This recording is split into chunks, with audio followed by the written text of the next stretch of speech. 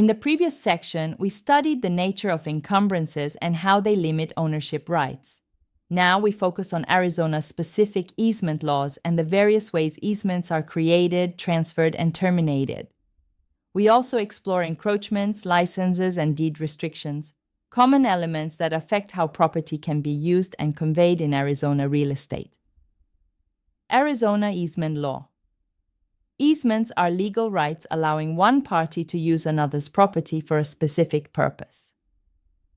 In Arizona, these rights often fall into four main categories recognized by the courts: right-of-way easements, which allow passage across another's land; easements of support, which preserve the stability of adjoining structures; easements of light and air, which protect views or access to sunlight; easements relating to artificial waterways, which allow use or maintenance of irrigation ditches or canals. Almost every parcel in Arizona is subject to at least one easement, such as those for utilities, driveways, drainage, or access.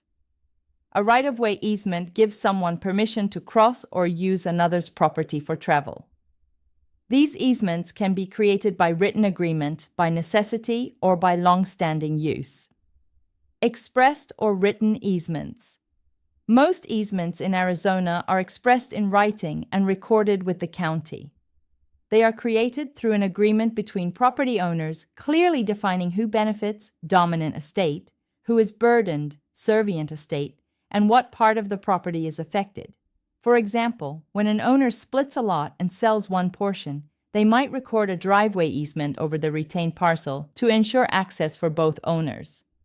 Recording the easement ensures that future buyers are on notice and prevents disputes. Because these are clearly documented, expressed easements are the most secure and least likely to lead to litigation. Prescriptive easements.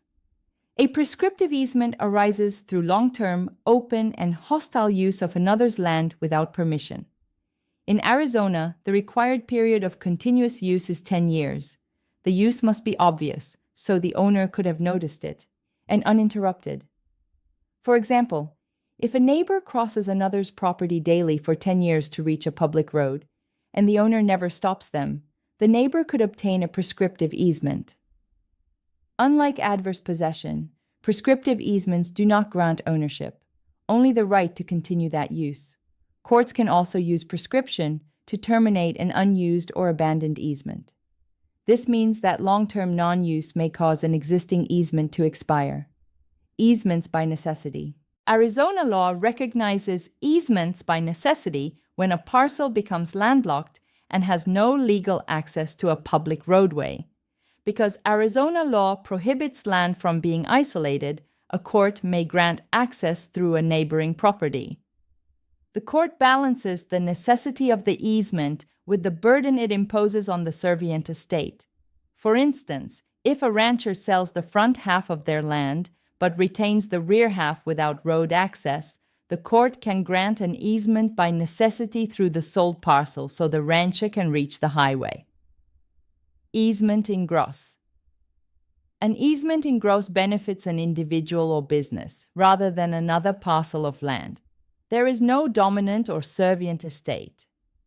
This type of easement is commonly used for utilities and infrastructure such as power lines, water mains, and pipelines. There are two forms. Personal easements in gross are granted to individuals for their lifetime and are non-transferable. For example, a homeowner might grant a neighbor lifetime access to a private pond. Commercial easements in gross are held by companies or organizations, often utility providers. These are transferable and can exist indefinitely.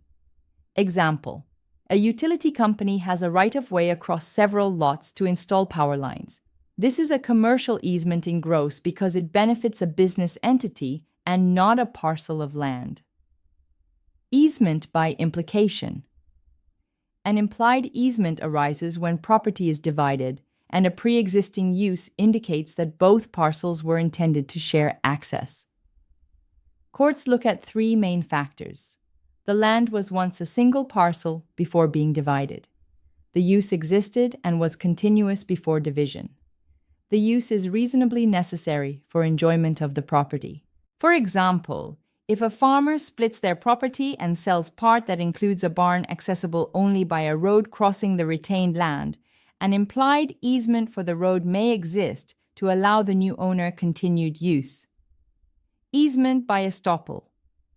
An easement by estoppel arises from fairness. If a property owner's actions lead someone to reasonably believe they have permission to use the property, and that person relies on the permission to their detriment, the law may enforce the easement even without a written agreement. For example, if a homeowner tells a neighbor they can build a garage that slightly encroaches on their property, and the neighbor spends thousands constructing it, the court may prevent the owner from later revoking permission. Easement termination. Easements do not always last forever. They can end through release by the easement holder, expiration of the time period stated in the agreement, merger, when the same person owns both properties, abandonment, when the easement holder clearly stops using it, condemnation, if the government takes the land for public use, destruction, if the physical structure supporting the easement is removed, non-use, when a prescriptive easement goes unused for the statutory period, encroachments. An encroachment is a physical intrusion onto another person's land without permission. It differs from an easement because it is unauthorized. Examples include a fence built over the property line, a driveway that extends onto a neighbor's lot, tree branches or roots that cross onto adjoining land. Encroachments may lower property value and create disputes. They are often discovered during a survey rather than a title search. Property owners can demand removal or compensation. If left unresolved and the intrusion remains for many years, the encroachment could evolve into an easement by prescription. Licenses. A license is a temporary personal right to use property for a specific purpose. It differs from an easement because it does not create a lasting interest in land and can be revoked at any time. Licenses also terminate upon the death of either party or the sale of the property. Example: a farmer allows a neighbor to cross his land to fish in a pond. This is a license because it can be revoked at any time. If the farmer sells the property, the new owner is not bound by the agreement. Deed restrictions. A deed restriction is a limitation placed in a deed or subdivision plat that governs how property may be used.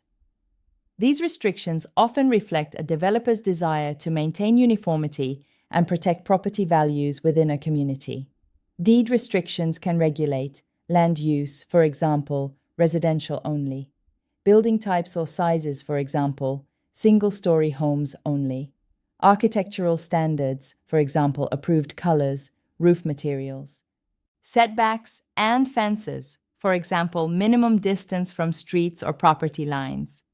Deed restrictions are either conditions, which can cause forfeiture of ownership if violated, covenants, which can be enforced by court injunctions or damages. For example, if a homeowner violates a covenant prohibiting commercial use, the HOA may sue for compliance. If the violation breaches a condition, ownership could revert to the prior owner. Deed restrictions can be more restrictive than zoning ordinances, but never less so. If a restriction and a zoning law conflict, the stricter rule controls. Review summary. In Arizona, easements and related encumbrances are central to real estate ownership. Easements may be express, implied, prescriptive, by necessity, or by estoppel. Easements in gross serve individuals or businesses rather than adjacent parcels. Encroachments are physical invasions that may evolve into prescriptive rights if not challenged. Licenses grant temporary permission and are revocable. Deed restrictions preserve community standards and can dictate property use, design, and maintenance. Each of these can affect marketable title, property value, and ownership rights. Discussion. How does a prescriptive easement differ from adverse possession? Answer. A prescriptive easement grants the right to use land after long-term use without ownership transfer, while adverse possession results in ownership. What is the primary purpose of a deed restriction? Answer. to control land use and preserve property values within a community.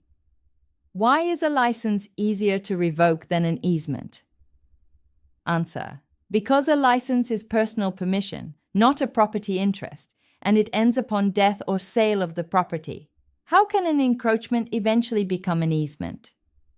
Answer: if the encroachment remains open, notorious, and unchallenged for the statutory period, it may become an easement by prescription.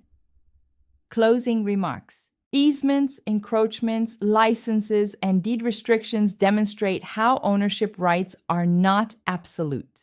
They are balanced against community planning, infrastructure needs, and neighbor relationships. As a real estate professional in Arizona, understanding these encumbrances ensures that you can identify title issues, advise clients accurately, and protect ownership rights before any transaction closes.